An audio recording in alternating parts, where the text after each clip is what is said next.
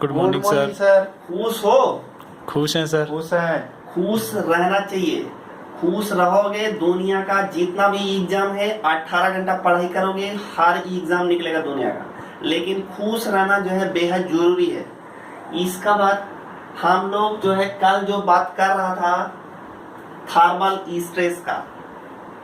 Stress का जो simple बात हम लोगों ने किया था उसको रिवाइज किए हो या नहीं? किए सर। किए है सर। उसका फार्मूला सब जितना मैंने बोला था खून में घुसा लो वो सब घुस गया है या नहीं? यस सर, घुस गया। हाँ, तो उसका जितना भी फार्मूला है सब जाके खून में घुसा होना चाहिए। अब जो हम लोग आज बात करेगा इसका जो है आँख का नाक जो भी खोल सकते हो उसको खोल के जो इसको अच्छे से पढ़ना है, क्योंकि ये थोड़ा तो विषय है। तो विषय में हम लोग जो पढ़ने वाला है ये पढ़ेगा हम लोग thermal stress due to permitted elongation. तो thermal stress due to permitted elongation है, इसका हिंदी में मतलब है कि अगर हम डेल्टा टी टेम्परेचर बढ़ा दें तो जाके इसके बीच में जो सपोर्ट है ये रॉड और सपोर्ट के बीच में थोड़ा सा एल डिफ्लेक्शन है, थोड़ा सा गैप छोड़ देता है। और अगर इसका हम डेल्टा टी टेम्परेचर इंक्रीज कर दें तो जाके इसमें कुछ स्ट्रेस इंड्यूस होगा, वो सब हम लोग कैलकुलेट करेगा। तो ये था बेसिक कहानी। अब हम लोग इसका जो है एनालिसिस स्टार्ट करने जा रहा है। इसको जगह तो इसका नींद आ रही है। कितना सोते हो? भैंस को नींद आता है अब तुम जाके जो है क्लास में सो रहा है।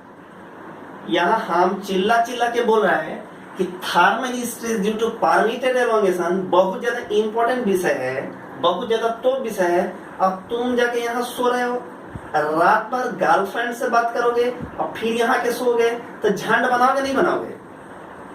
अब फिर यही लोग होता है कि जाके जो है एग्जाम में जाता है और इस तरह का क्वेश्चन जब देखता है तो धुआं देख के आ जाता है। तो इसलिए जाओ बाहर, मुंह धुल के फिर से बैठो, आंख का ना खोल के। तो यही लोग डिस्टर्ब कर रहता है क्लास में। अब हम लोग जो बात कर रहा था एक अल्फा इसका थर्मल एक्सपेंशन है, डेल्टा टी से टेम्परेचर राइज हो रहा है और ये जाके डेल्टा है डिफ्लेक्शन है।